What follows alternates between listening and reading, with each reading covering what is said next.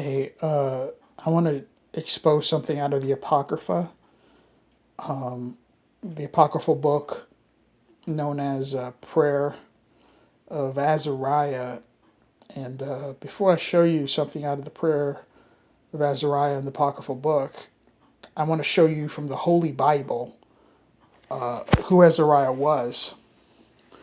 And we're going to compare accounts. Okay. Azariah was one of Daniel's friends that were in Babylonian captivity.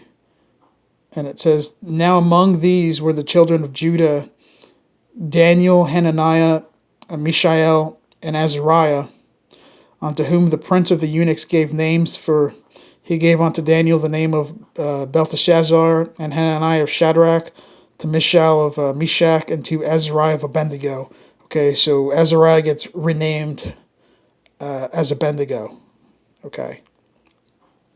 And later in the book of Daniel, right, the renamed Shadrach, Meshach, and Abednego are thrown in a fiery furnace by Nebuchadnezzar.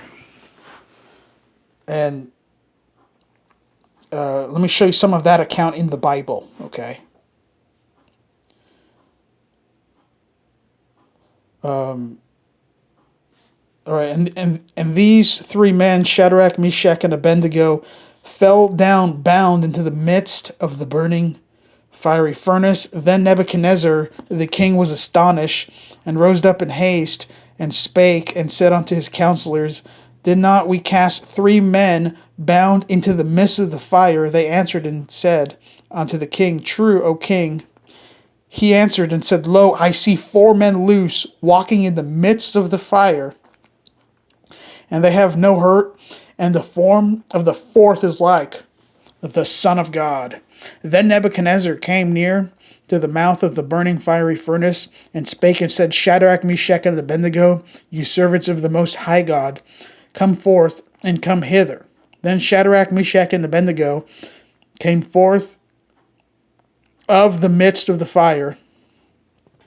And the princes, governors, and captains, and the king's counselors, being gathered together, saw these men, upon whose bodies the fire had no power, nor was an hair of their head singed, neither were their coats changed, nor the smell of fire had passed on them. Okay, so, they're thrown in the fiery furnace, and this wonderful miracle happens where Jesus Christ, is there with them.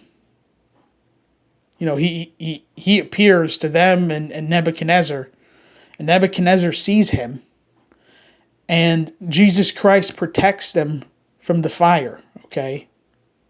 They're in the midst of the fire, and when they were thrown in, they were bound up, okay?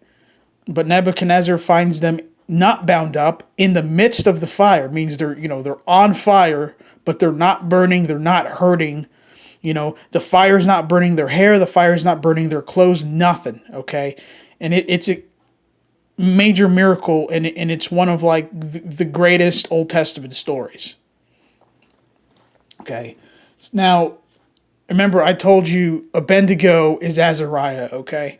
And the Apocrypha totally lies about this account in the so-called prayer of Azariah. This is supposedly, Azariah praying in an account of what happened in the fiery furnace.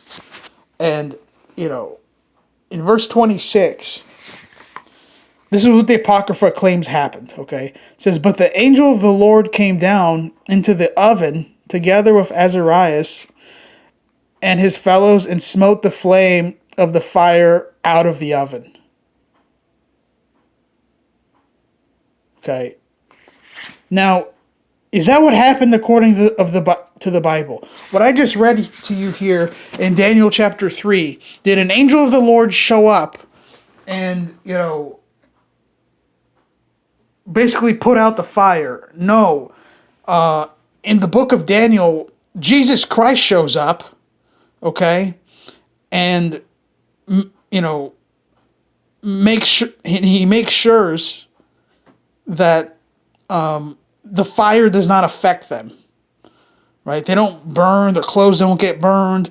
Their hair, the fire doesn't even affect their hair.